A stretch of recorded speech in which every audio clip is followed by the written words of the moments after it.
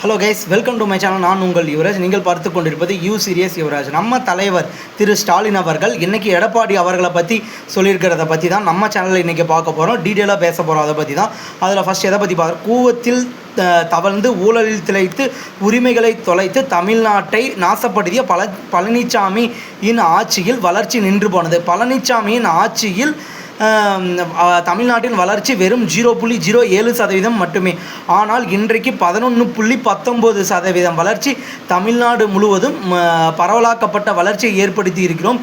இந்தியாவுக்கு ரோல் மாடலாக தமிழ்நாடு விளங்கி வருகிறது என்று நமது தலைவர் இன்றைக்கி முக்கியமான ஒரு மீட்டிங்கில் பேசியிருக்காரு.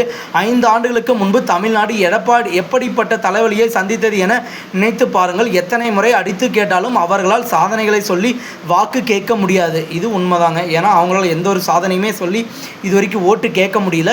இன்றைக்கி நிலமையிலேயும் இவங்க அந்த மாதிரி தான் நடந்துட்டுருக்காங்க. அடுத்த வாய்க்கொழுப்பு எடுத்து அசிங்கமாக அவதூறாக பழனிசாமி பேசி வருகிறார். கலைஞர் சொல்லிக் கொடுத்தது எல்லாம் உழைப்பு உழைப்பு உழைப்பு.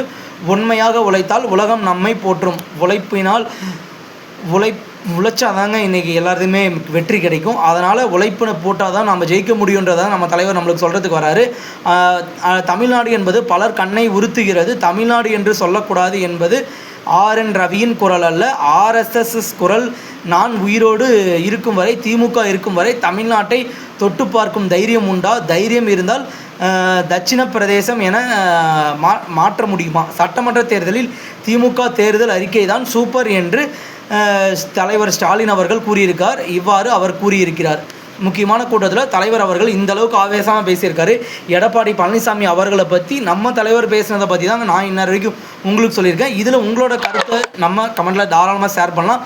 நம்ம சேனலில் போடுற வீடியோஸ் எப்படி இருக்குது, எந்த மாதிரியான போடலான்றதை நீங்கள் தயவு செஞ்சு சொல்லுங்கள். நான் அதுக்கேற்ற மாதிரி போகிறேன். Okay guys, thank you.